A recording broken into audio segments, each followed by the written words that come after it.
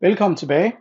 I denne video skal vi bygge videre på det endimensionelle koordinatsystem og introducere det kartesiske koordinatsystem i to dimensioner, også kendt som 2D-koordinatsystemet.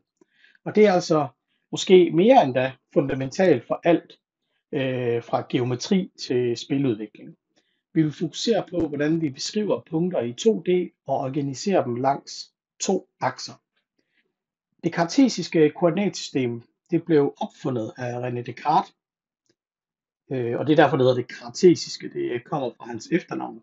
Og opbygget af akser, der krydser hinanden vinkelret, eller ortogonalt, som man også nogle gange kalder det. Akserne opdeler rummet i fire regioner, som vi kan se her. Du har en region her, du har en region her, du har en region her, og du har en region her. Og vi bruger dem til præcist at placere punkter i forhold til, dels i forhold til hinanden, men også bare at placere punkterne. Vi har altså som sagt to akser. Den ene kalder vi x-aksen, den løber horisontalt og repræsenterer det, vi kan kalde vandret bevægelse. Så har vi også y-aksen, altså så her der har vi x-aksen, vandret bevægelse. Så når jeg bevæger mig i den her retning, eller den her retning, her, sådan der i den retning, så bevæger jeg mig altså langs x-aksen. Jeg kan også bevæge mig op og ned i den retning der, så bevæger man altså langs y-aksen, og det repræsenterer vertikal bevægelse. Hvis vi for eksempel tager et punkt som det her,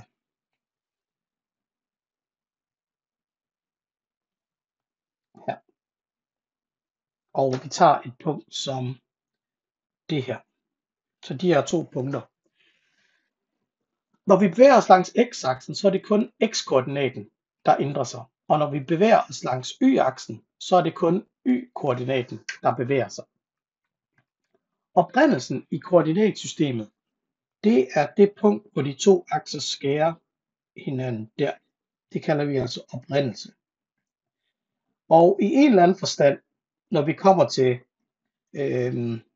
eller man kan egentlig også sige det her, men hvis I tænker over det, så er det der, hvor punktet er 0,0. I en eller anden forstand, så er det punkt arbitrært, fordi det der er en af punkterne ved det her koordinatsystem, det er, at x-aksen bevæger sig uendelig meget til højre, og den bevæger sig uendelig meget til venstre. Så det er jo egentlig bare en 1D-akse, ligesom vi så i den tidligere video. Og tilsvarende med y-aksen, den bevæger sig også bare uendelig meget opad og uendelig meget nedad. Så i princippet, hvor er midten af uendelig? Fordi hvis det går uendeligt i alle retninger, hvor er så midten henne? Og der vælger man altså arbitrært at sige, jamen det her det er midten, og alt andet kan placeres i forhold til det, vi har bestemt. Så der er ikke noget naturligt oprindelse. Så oprindelsen er altså bare et referencepunkt i vores koordinatsystem, hvor begge koordinater er 0, og det er noget, vi har bestemt. Det er ikke noget, der er naturligt. For at placere et punkt i 2D, der angiver vi altså en x-værdi og en y-værdi, der viser afstanden fra oprindelsen langs hver akse. Så hvis vi for eksempel har sådan noget her, 3,2, så hvis vi for eksempel gerne vil placere 3,2, så går vi 3 ud af x-aksen, det vil sige 1, 2, 3, og så går vi 2 op af y-aksen der, og så ved jeg, at det er det punkt, jeg skal markere her. Så her der har vi altså 3,2. Og hvis jeg gerne vil bevæge mig til, lad os sige, minus 2, minus 1, så her der har vi så x er lig minus 2, og så går vi altså 2 enheder til venstre, og y er så lig med minus 1, så vi går 1 enhed ned. Vi kan måske lige skrive den her ind, det er 3,2 vi har der. Og hvis vi så går i den anden retning, så siger vi, at vi sagde minus 2, minus 1, så vi går 1, 2, og så går vi 1 ned, og så har vi det punkt der, og det kalder vi så minus 2,1. Så det her, det kunne være minus 2, minus 1 på den måde der. Koordinatsystemet, som I nok kan se, er opdelt i 4 kvadranter. Så vi har en kvadrant her, som jeg nævnte, og vi har en kvadrant her, og vi har en kvadrant her, og vi har en kvadrant her. Og vi kan måske prøve at kigge lidt på akserne i stedet for. Så hvad repræsenterer de her akser egentlig for os?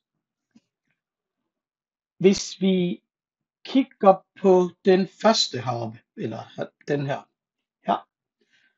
så kan vi sige, at den her akse, her har vi plus x. På den her akse, der har vi plus y. På den her akse, der har vi minus x. Og på den her akse hernede, der har vi minus y. Så vi har altså de her forskellige måder at inddele det på. Og det vil sige, det vi kalder første kvadrant, det er den, der ligger op i højre hjørne. Så første kvadrant, det er altså en plus kvadrant.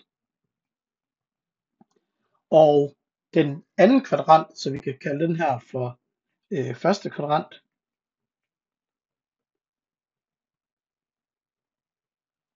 og den her over, den hedder altså anden kvadrant.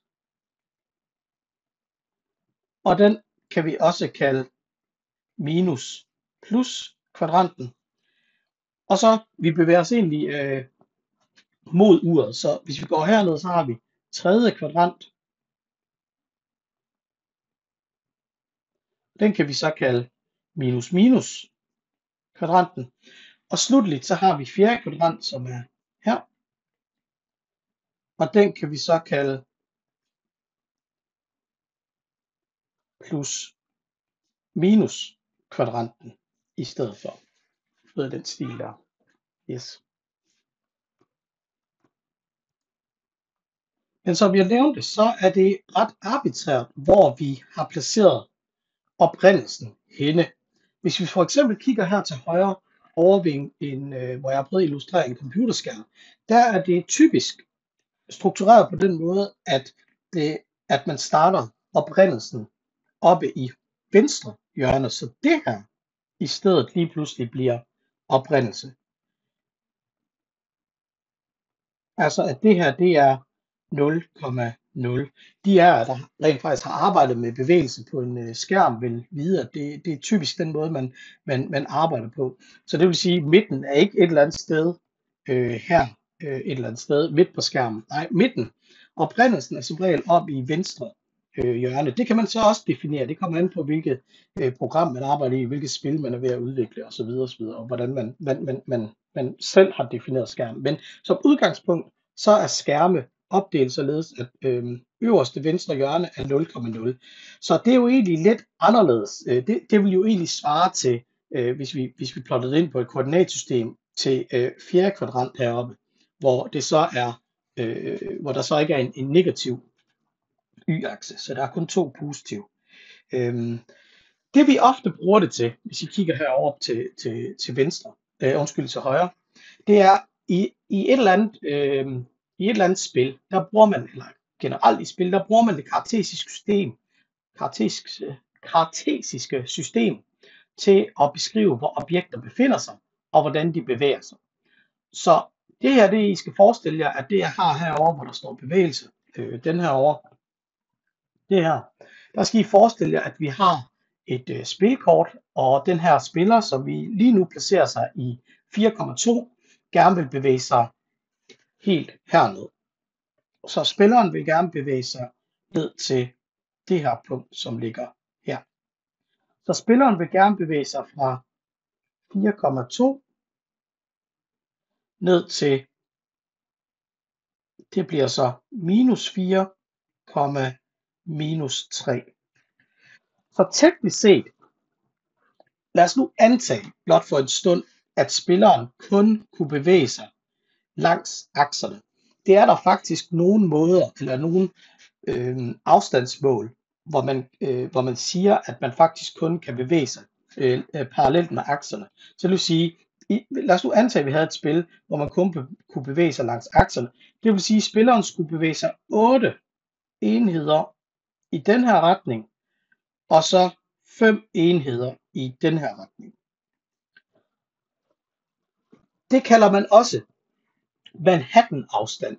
Og Den afstand kommer af, at jeg ved ikke, om I nogle gange eller nogensinde har set et kort over Manhattan, men Manhattan er delt op sådan, at man har det, der kaldes avenues, som går sådan her, og så har man streets, som er det, der går sådan her. Så hvis man vil komme herfra og hertil, så bliver man nødt til at gå den der vej.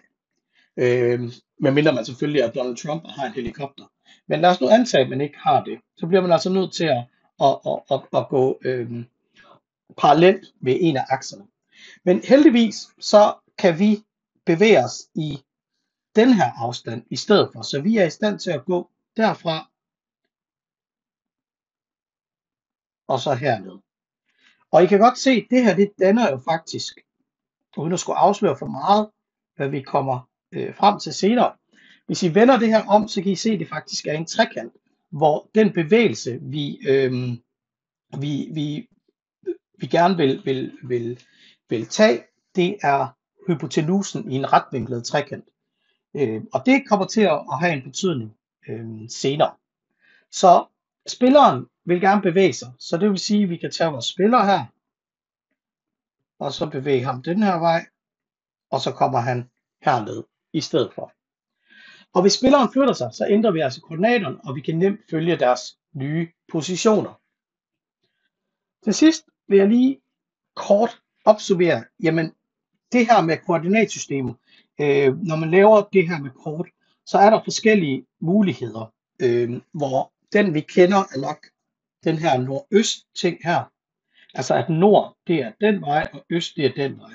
Men der er altså, har man fundet frem til sådan 8 normale, mere eller mindre normale måder at definere akser, orienteringer i 2D i forhold til kort.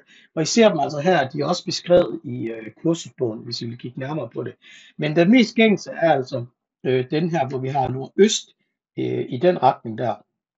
Man kan tænke, at en skærm, en computerskærm, bruger jo sådan lidt ala den her, hvor nord så er x og øst det er y. Eller man kan også sige, det er den her, hvor x det er øst og nedad det er y. Godt, det var det jeg havde for den her video, og nu har vi set hvordan koordinatsystemer fungerer i 2 dimensioner. I næste video der udvider vi det til 3 dimensioner for at beskrive placeringer i rummet.